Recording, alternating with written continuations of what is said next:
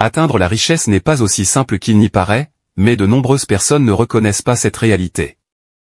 Alors que certaines personnes acquièrent d'immenses fortunes grâce à un héritage ou à la loterie, une étude réalisée en 2022 a révélé que 88% des millionnaires ont bâti leur fortune à partir de rien. Cela suggère qu'une grande partie des personnes qui deviennent riches sont persévérantes et travailleuses. Cependant, leur réussite n'est pas seulement le résultat d'un travail acharné, d'autres éléments cruciaux entrent en jeu. Ce que la plupart des millionnaires révèlent rarement, c'est qu'ils ont recours à des stratégies psychologiques cachées pour augmenter à la fois leurs revenus et leurs économies. Dans la vidéo d'aujourd'hui, je vais vous dévoiler 5 astuces psychologiques puissantes qui peuvent vous aider sur la voie de la richesse. Bonjour à tous, et bienvenue sur le Titan Cuirassé, une chaîne où vous pouvez apprendre sur l'investissement, les finances personnelles, la gestion de l'argent, la psychologie, et sur beaucoup d'autres sujets d'éducation financière, parce que les écoles ne vont pas le faire à votre place. Si l'un de ces sujets vous intéresse, ou si vous voulez apprendre à mieux gérer votre argent, et à jouir d'une plus grande liberté financière, n'hésitez pas à vous abonner, à me laisser un like, et à activer la cloche des notifications pour être averti chaque fois que je publierai une nouvelle vidéo. Sans plus tarder, plongeons dans le vif du sujet. Numéro 1. Ne pas se faire confiance. Les riches comprennent un concept crucial que les pauvres ignorent souvent, personne n'est sans défaut. En d'autres termes, ceux qui réussissent financièrement ont tendance à avoir une plus grande conscience de soi que ceux qui ont des problèmes d'argent. Cette conscience accrue les pousse à mettre en place des systèmes qui réduisent le risque d'auto-sabotage. Si gagner de l'argent n'est pas un problème pour les riches, le véritable défi consiste à convertir ce revenu en richesse durable grâce à une épargne disciplinée. Même les personnes les plus responsables financièrement peuvent avoir du mal à résister aux dépenses impulsives lorsque la tentation se présente. Pour y remédier, les riches privilégient l'automatisation dans leur processus d'épargne. Si vous ne connaissez pas les déductions automatiques, voici comment elles fonctionnent. Une partie de vos revenus est redirigée avant même qu'elle n'atteigne votre compte bancaire principal, à chaque fois que vous êtes payé. En général, cet argent est versé sur un compte d'épargne secondaire. Pour aller plus loin, de nombreuses personnes fortunées limitent l'accès à ces fonds, afin d'éviter toute dépense inutile.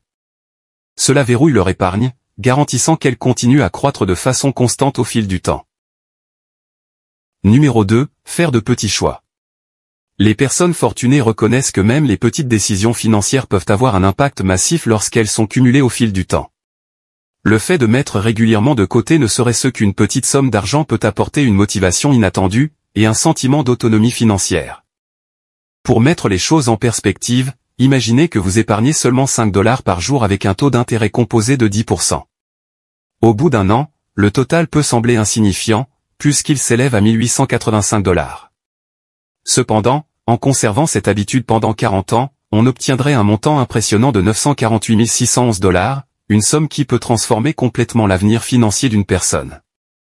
Au-delà de l'accumulation d'un fort coussin financier, l'acte quotidien d'épargner donne aux riches un sentiment de contrôle sur leurs finances, ce que beaucoup d'autres s'efforcent d'atteindre. La vie présente de nombreux facteurs incontrôlables, tels que les ralentissements économiques ou l'instabilité de l'emploi, qui peuvent facilement conduire à la frustration lorsque les choses prennent une tournure négative.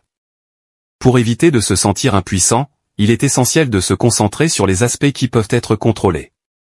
L'un de ces choix délibérés consiste à épargner de l'argent, une petite décision qui renforce la capacité d'une personne à diriger son avenir financier.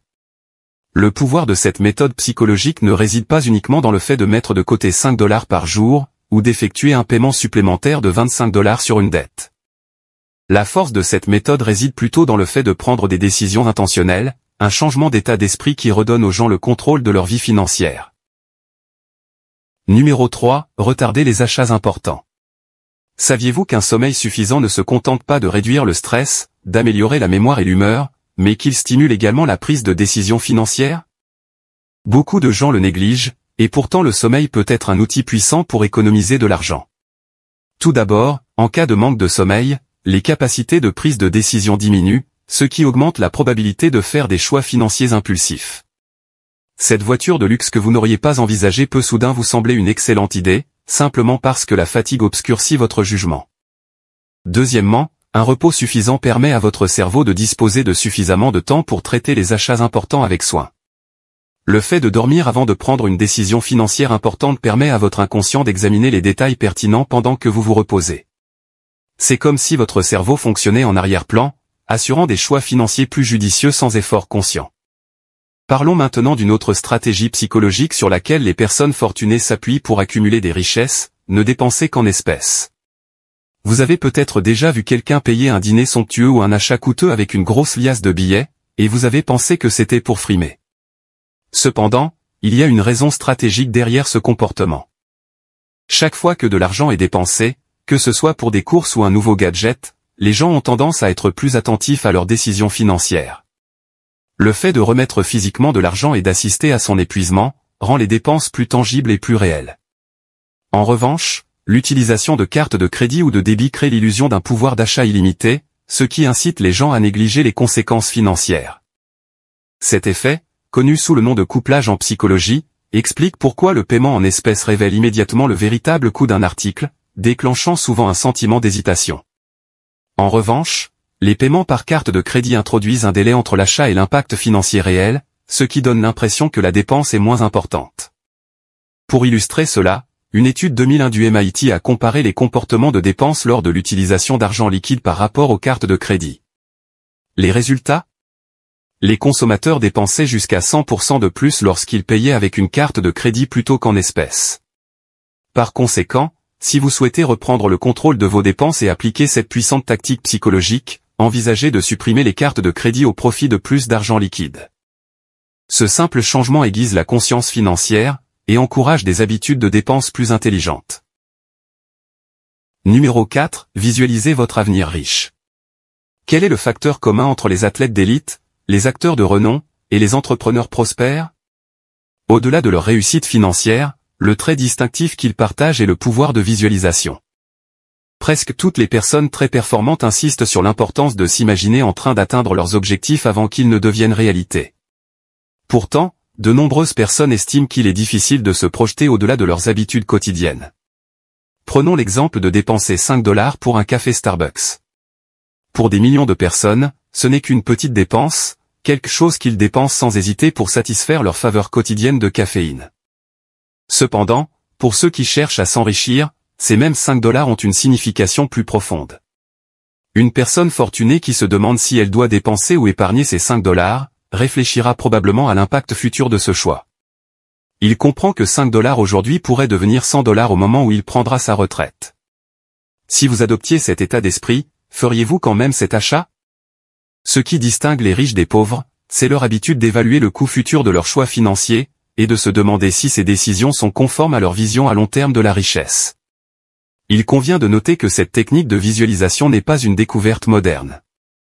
Le classique intemporel « Réfléchissez et devenez riche » de Napoléon Hill, publié en 1937, expose une méthode détaillée qui allie la visualisation à l'action. Des millions de personnes ont utilisé ce principe avec succès.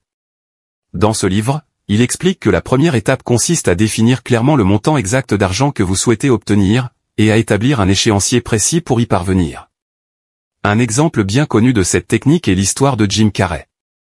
En 1990, Carrey s'est fait un chèque personnel de 10 millions de $, postdaté à 1995, en guise de paiement pour sa future carrière d'acteur.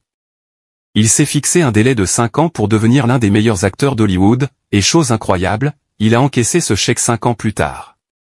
Au-delà de la visualisation de la richesse elle-même, Napoléon Hill conseille également de définir ce que vous offrirez en échange de l'argent que vous désirez. Une fois ces déclarations faites, Napoléon Hill suggère de fermer les yeux et de s'immerger totalement dans le sentiment de vivre déjà une vie riche, chaque jour, jusqu'à ce que cela devienne réalité. Ce processus est censé programmer l'esprit inconscient à rechercher des solutions aux obstacles financiers, et à améliorer la capacité à remarquer les opportunités, les personnes et les événements qui ouvriront la voie à la réussite financière. Numéro 5. Calculer le coût en heures de travail. L'une des stratégies psychologiques utilisées par les riches pour accroître leur fortune, consiste à convertir les coûts d'achat en heures de travail. Par exemple, si votre travail vous rapporte 20 $ de l'heure, l'achat d'un t-shirt à 100 $ coûte essentiellement 5 heures de travail. Contrairement à la personne moyenne, les riches se demandent consciemment si ce qu'ils achètent vaut le temps qu'il leur a fallu pour gagner cet argent. Dans le cas de ce t-shirt coûteux, vaut-il vraiment 5 heures d'effort? Une fois que vous commencez à considérer les décisions de dépenses sous cet angle, cela peut changer radicalement votre perception de l'argent et du temps. Il est intéressant de noter que cette manière de penser n'est pas seulement utile lorsqu'il s'agit de dépenser, Elle peut également modifier la manière dont vous évaluez votre temps libre. Voyons cela de plus près. La plupart des gens considèrent les heures passées au travail ou à la tête d'une entreprise comme du temps productif. Mais vous êtes-vous déjà arrêté pour calculer la perte financière que représente le fait de sillonner sans but les médias sociaux? En 2018, une personne moyenne a passé 136 minutes par jour, soit un peu plus de 2 heures, sur les sites de réseaux sociaux. Supposons que vous gagnez 80 000 $ par an, ce qui correspond à peu près à 40 $ par heure. Passer 2 heures chaque soir à naviguer sur Facebook ou Instagram équivaut à perdre 80 $ chaque jour. Alors, que vous preniez une décision d'achat ou que vous déterminiez comment passer votre temps, n'oubliez pas, tout a un coût. Cette prise de conscience est l'un des facteurs clés qui séparent les riches des pauvres, la capacité à attribuer une valeur au temps et à l'argent, et à les gérer avec sagesse. Voilà pour la vidéo d'aujourd'hui. J'espère que vous l'avez appréciée et qu'elle vous a apporté quelque chose. Si c'est le cas, n'hésitez pas à vous abonner, à me laisser un like, et à activer la cloche des notifications pour être averti chaque fois que je publierai une nouvelle vidéo, car j'en ai beaucoup d'autres de ce genre à venir prochainement, ainsi que des résumés de livres, et d'autres choses amusantes. Merci d'avoir regardé, et passez une bonne journée.